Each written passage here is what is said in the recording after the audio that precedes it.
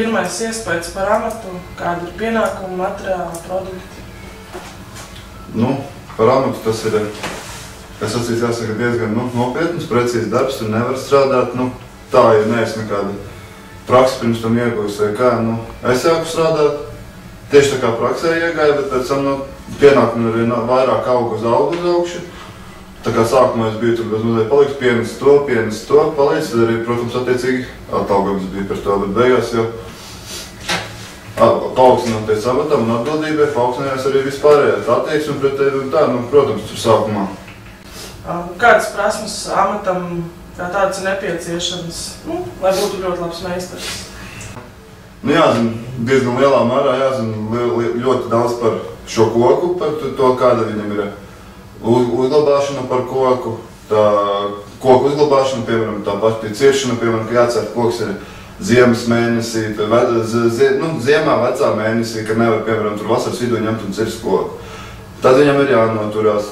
Cilvēkam tiešām jāapzina viss koka tehnoloģijas, viss jāzina. Un tad arī, protams, ir jāizpēta visu šī pati būvniecība un visa konstrukcija tipi, lai zinātu visus šos savienojumus. Un tā mājas nespēja, siena nespēja un visu pārējo kopumā. Tā kā tur jābūt ir no koka zināšanām lielai daļai, ļoti daudzam jābūt, kā arī tāpatās, piemēram, no celtniecības, piemēram, no tā pašā metāla apstrādājuma, visam tam skrūvēm jāzina ļoti labi, ir daudz, kas, var teikt, tur pilnīgi viss, kas ir saistīts ar celtniecību, visas salikts vienā kopumā.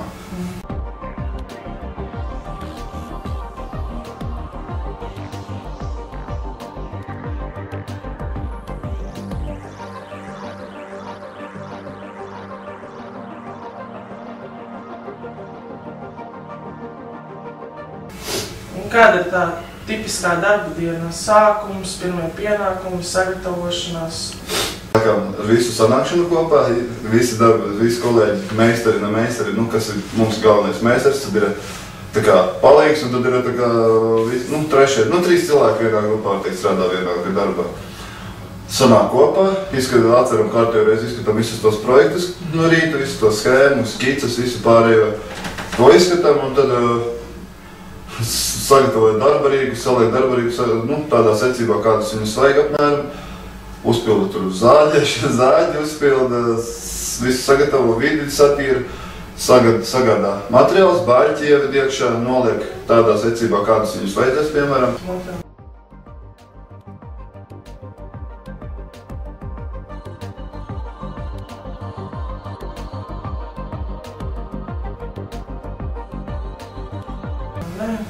Vai ir kādi nepieciešamie darbarīgi, iekārtas, tas zāļi?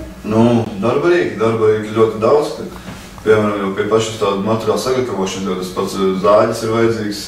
Piemēram, namdariem ir tieši ļoti populāri tie tieši namdaru stila zāļi, kas ir atbilstoši materiālam, pēc jaudas atbilstoši. Viss cirkulis. Cirkulis pats galvenais. Namdara cirkulis ir pats galvenais, kas ir vajadzīgs.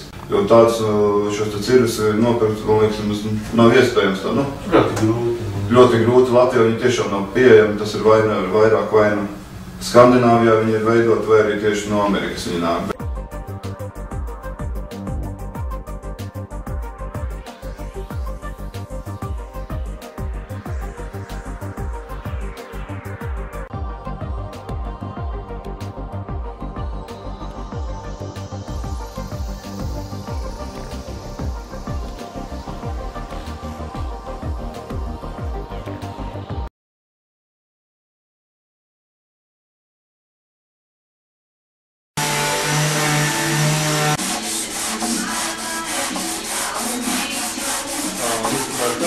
Lai aiztaisītu brauziņas, iet visādas nevajadzīgas.